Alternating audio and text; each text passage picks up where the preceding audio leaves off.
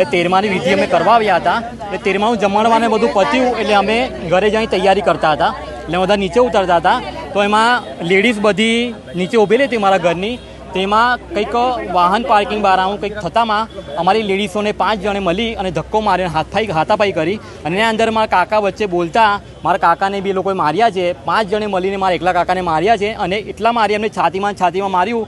અને હા એ જ ટાઈમે મારા કાકા ત્યાં આગળ જ એની દુકાનની બહાર જ ઓફ થઈ ગયા છે મરીને. અને હાલમાં ભૂમિમાં લઈ ગયા, ત્યાં એમને મૃત જાહેર કરેલા છે. ભૂમિ હોસ્પિટલમાં એ મારનારને અમે 2 જણને જોયા છે. 2 જણને દુકાનની બહાર કાઢ્યા છે. બીજા ટોટલ 5 થી 6 જણ હતા. બીજાને દેખવામાં આવ્યા નથી. એ નામ નથી સાહેબ, અમે તો પારજે આવ્યા હતા અમે એમને ઓળખતા નથી. પણ હું એને ચહેરેથી ઓળખું છું.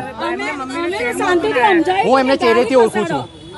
કેવા પ્રકારની ન્યાયની અપેક્ષા રાખો? જે બી કાયદેસરની કાર્યો થાય અમે સરકાર જોડે જ માંગ કરીએ છીએ, પોલીસ જોડે, કે જે બી કડકમાં કડક કાયદા જે લોકો જે થવાનું હોય એટલે એમના જોડે કરો.